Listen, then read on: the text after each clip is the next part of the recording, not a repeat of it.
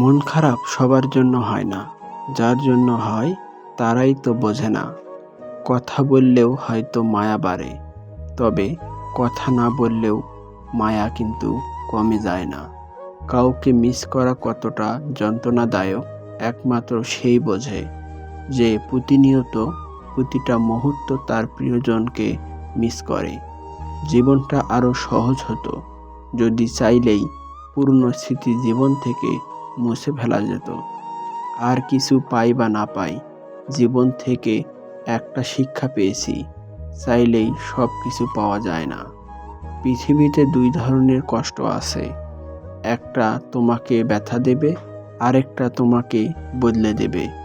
জীবনটা তখনই সুখের ছিল যখন বুঝতাম না জীবনের মানে, ছুটতাম না স্বপ্নের টানে, কাঁদতাম না আবেগের কারণে।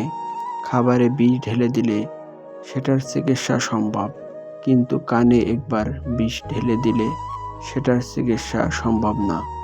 মধ্যবিত্তের জীবনে অনেক চাওয়া লুকিয়ে রাখা একটি শব্দ, থাক লাগবে না।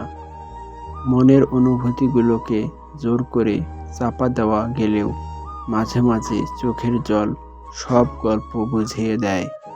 একসাথে কোনোদিন থাকা হবে না জেনেও কিছু মানুষ খুব অল্প সময়ে এতটাই গভীরভাবে ছুঁয়ে যায় যে তাদেরকে পুরো জীবন নিজের বুকের ভেতর আগলে রাখতে ইচ্ছে হয়। কিছু কিছু স্বপ্ন পূরণ হবে না জেনেও কল্পনা করতে খুব ভালো লাগে। জীবনটা মাটির প্রদীপের মতো, তেল শেষ তো খেল শেষ। চোখে জল এনে দেওয়ার মানুষ পেয়েছি, কিন্তু মুছে দেওয়ার মানুষ আজ পর্যন্ত পেলাম না।